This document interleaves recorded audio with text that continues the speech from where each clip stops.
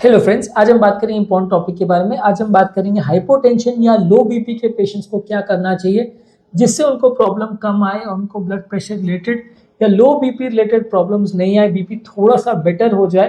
पूरी तरह ठीक होगा ऐसा कोई ज़रूरी नहीं है, लेकिन हाँ कुछ फ़ायदा आपको मिल जाएगा अगर आपको लो बीपी का प्रॉब्लम है। तो आज उन टिप्स और ट्रिक्स पर बात करेंगे जो हाइपोटेंशन वाले पेशेंट्स को करना चाहिए। टॉपिक पर जाने से पहले जो लोग हमारे चैनल पर नए हैं उन्हें रिक्वेस्ट करूँगी चैनल को सब्सक्राइब करें और हमारी वीडियोस को लाइक और शेयर करें।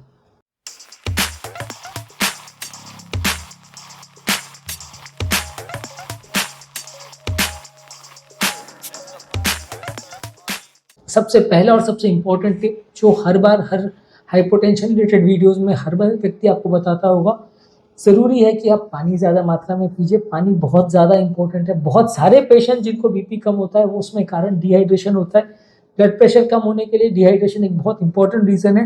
हाइपोवॉलेमिक शॉक एक बहुत कॉमन कारण है जिसकी में डिहाइड्रेशन रिलेटेड ही लोगों को शॉक हो जाता है, बीपी इतना कम हो जाता है कि जान भी जा सकती है। तो अगर आपको लो बीपी रह रहा है या बेसलाइन अगर लो बीपी किसी भी कारण से रह रहा है तो पानी आपको ज़्यादा लेना है और उसमें सादा पानी पर ही ज़्यादा फोकस कीजिए। सोडा या बेवरेजेस या चाय वगैरह बहुत ज़्यादा नहीं, पानी पर ही ज़्यादा फोकस कीजिए। उसी को सादा पानी को ही ज़्यादा ले, सिंपल वाटर, स्पार्कलिंग नहीं, सिंपल वाटर की बात कर रहा हूँ, वो ही ज़्यादा ले तो अच्छा है।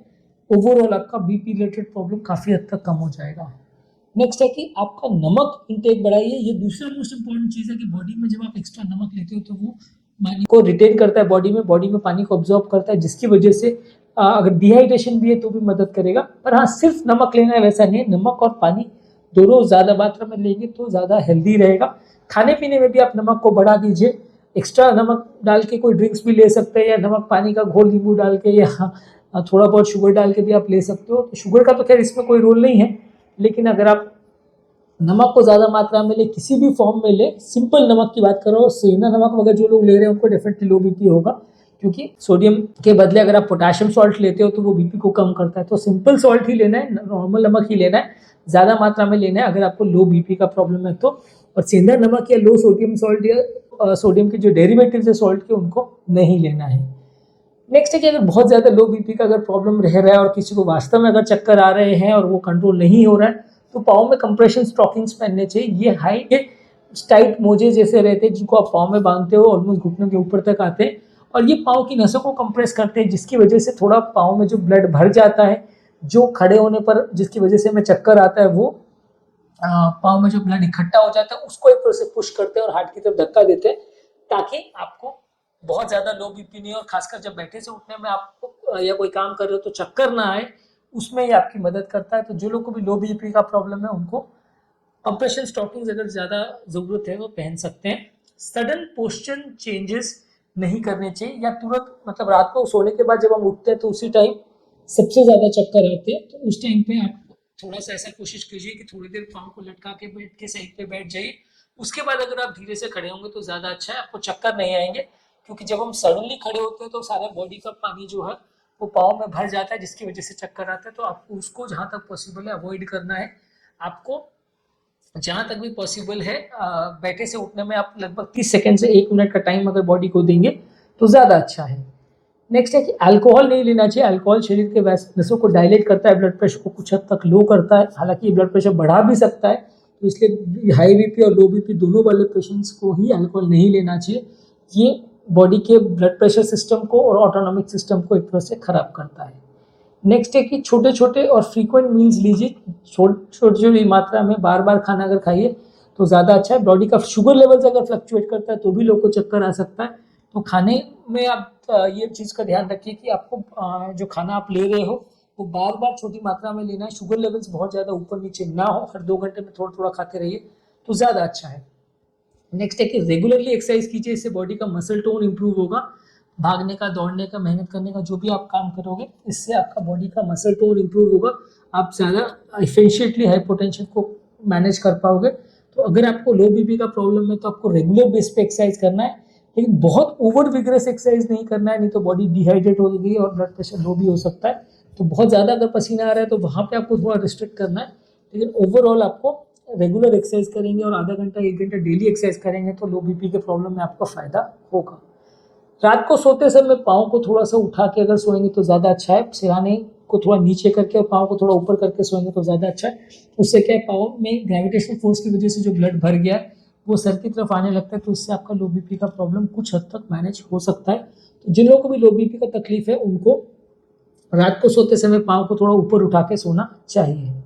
नेक्स्ट है कि बहुत ज़्यादा गर्म पानी में स्नान नहीं करना चाहिए। बहुत ज़्यादा गर्म पानी के शावर्स या स्नान जो लोग करते हैं उनका वैसोडाइलेशन की वजह से थोड़ा सा चक्कर आने का चांस उनको बढ़ जाता है। इससे आपके ब्लड प्रेशर थोड़ा कम हो जाता है, नलियाँ थोड़ी डायलेट हो जाती है गर्म पानी के एक्सपोजर से, तो उसको जहाँ तक पॉसिबल है अवॉइड करिए।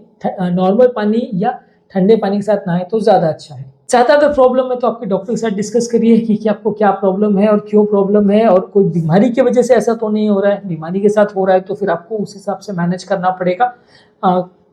हार्ट फेलियर की वजह से अगर पानी भर गया उसमें आपको लो बीपी हो रहा है तो फिर उसका इलाज बिल्कुल आपका नमक पानी ज़्यादा लेना इलाज नहीं, उसमें तो उल्टा नुकसान होगा। दूसरा ये कि अगर मेडिसिन के साइड इफेक्ट्स की वजह से हो रहा है तो मेडिसिन के डोजेज को आपको कम करना पड़ेगा, उसको प्रॉपरली मैनेज करना पड़ेगा, तो उससे आपका बीमारी कंट्रोल बेटर होगा। तो क्या कारण से हो रहा है उसको ढूंढना समझना ज़्यादा ज़रूरी है, तभी आप बीमारी को बेटर वे में मैनेज कर सकोगे। कारण को ढूंढने में डॉक्टर आपकी मदद करेगा। तो इसलिए आपको अगर इस तरह का प्रॉब्लम है और बार बार रह रहा है तो डॉक्टर के साथ मिलिए। एक आध बार अगर लो बीपी हो गया तो चलेगा, कंटिन्यूसली रह रहा है डॉक्टर से मिलिए। नेक्स्ट है कि लंबे समय तक बहुत खड़े रहने का या बैठने की कोशिश मत कीजिए। लंबे समय तक अगर आप खड़े रहेंगे तो आपका पाँव में ब्लड भर जाएगा, जिसकी वजह से आपको चक्कर ज़्यादा आएंगे, बीपी ज़्यादा लो हो जाएगा। तो अगर आपको लो बीपी का प्रॉब्लम है तो ज़्यादा देर तक कहीं पे भी खड़े मत रहिए या बहुत ज़्यादा देर तक बैठिए मत, इसमें आपका बीपी कम हो सकता है, चक्कर आ सकते हैं। नेक्स्ट है कि ग्रेजुअल वे में फिजिकल एक्टिविटी कीजिए। बहुत ज़्यादा भागने दौड़ने का काम है, बहुत ज़्यादा ओवर एग्रेसिव एक्टिविटी मत कीजिए। एक्सरसाइज अगर करना भी है या कुछ करना भी है तो धीरे धीरे करके एक्टिविटी को बढ़ाइए, धीरे धीरे करके अपना स्टैमिना बढ़ाइए तो ज़्यादा अच्छा है। बहुत ज़्यादा स्पर्ट्स में अगर आप ओवर विग्रेस एक्टिविटी करते हो तो बॉडी एक तरह से उसको मैनेज नहीं कर पाती है, डिहाइड्रेट हो जाती है, बीपी ज़्यादा ड्रॉप हो जाता है, तो आपको दिक्कत आ सकती है, चक्कर वगैरह भी आ सकते हैं। तो धीरे धीरे करके एक्टिविटीज़ को बढ़ाएं तो ज़्यादा अच्छा है। एक्सट्रीम टेम्परेचर्स में काम मत कीजिए, बहुत ज़्यादा गर्मी के एक्सपोजर में मत रहिए, क्योंकि वैसे में पानी और ज़्यादा लॉस होता है बॉडी का, बीपी कम होता है, नलियाँ डायलेट होती है। तो अगर आपको बहुत ज़्यादा अगर बीपी का प्रॉब्लम है तो बहुत गर्म टेम्परेचर में ना तो रहिए, ना बहुत ज़्यादा वहाँ पे काम करिए, ना बहुत ज़्यादा धूप में घूमने को जाइए, वो आपके लिए नुकसानदायक हो सकता है, बीपी ज़्यादा ड्रॉप हो सकता है। नेक्स्ट है कि कैफीन को भी कम रखिए। अगर चाय कॉफ़ी वगैरह में कैफीन आप ज़्यादा ले रहे हो तो उसको भी थोड़ा कम रखिए तो अच्छा है, उससे भी आपका ब्लड प्रेशर थोड़ा कम होने का कारण बन सकता है, नलियाँ डायलेट होती है, तो जहाँ तक पॉसिबल है उसको भी एडजस्ट करिए। मेडिसिन जो अगर आपको चल रही है लो बीपी वाले पेशेंट को, उसको ध्यान रखने की ज़रूरत है, कोई मेडिसिन के साइड इफेक्ट से तो नहीं हो रहा, उसके लिए आपको डॉक्टर से मिलने और डिस्कस करने की ज़रूरत है। मॉनिटरिंग करने की ज़रूरत है ब्लड प्रेशर को रेगुलर बेस पे कि कितना रह रहा है, दवा से लेने से कितना रह रहा है। बीपी बढ़ाने की देखिए बहुत ज़्यादा दवा नहीं आती, पर नमक वगैरह लेने से कितना इंप्रूवमेंट हो रहा है। जब बीपी लो होता है, चक्कर आता है, तब कितना बीपी रहता है उसको रेगुलर चेक करेंगे तो आप डॉक्टर के साथ बेटर वे में इसको डिस्कस कर सकेंगे, मैनेज कर सकेंगे। इसके अलावा मेंटल स्ट्रेस को कम रखिए। जो लोग को भी मेंटल स्ट्रेस होता है उनको ब्लड प्रेशर रिलेटेड चीज़ों को मैनेज करना मुश्किल होता है, तो yoga, meditation, deep breathing exercise ये सब करके आप दिमाग के स्ट्रेस को भी अगर आप कम रखेंगे तो आपको सब चीज़ों से फ़ायदा मिलेगा, तो आपको overall blood pressure related problem कुछ हद तक मदद मिलेगी। ख़त्म हो जाएगा ऐसा नहीं कह रहा हूँ, पर आपको डेफिनेटली कुछ फ़ायदा मिलेगा। तो आज के टॉपिक में हमने बात करी कुछ टिप्स और ट्रिक्स जो हाइपोटेंशन वाले पेशेंट को ध्यान रखने की ज़रूरत है, जिससे कि वो ब्लड प्रेशर को मैनेज कर सके, बेटर वे में अपनी लाइफ को चला सके अगर उनको लो बीपी का प्रॉब्लम है तो। चलो हमारे चैनल पे नए हैं उन्हें रिक्वेस्ट करूँगी चैनल को सब्सक्राइब करके हमें इंस्पायर और मोटिवेट करें।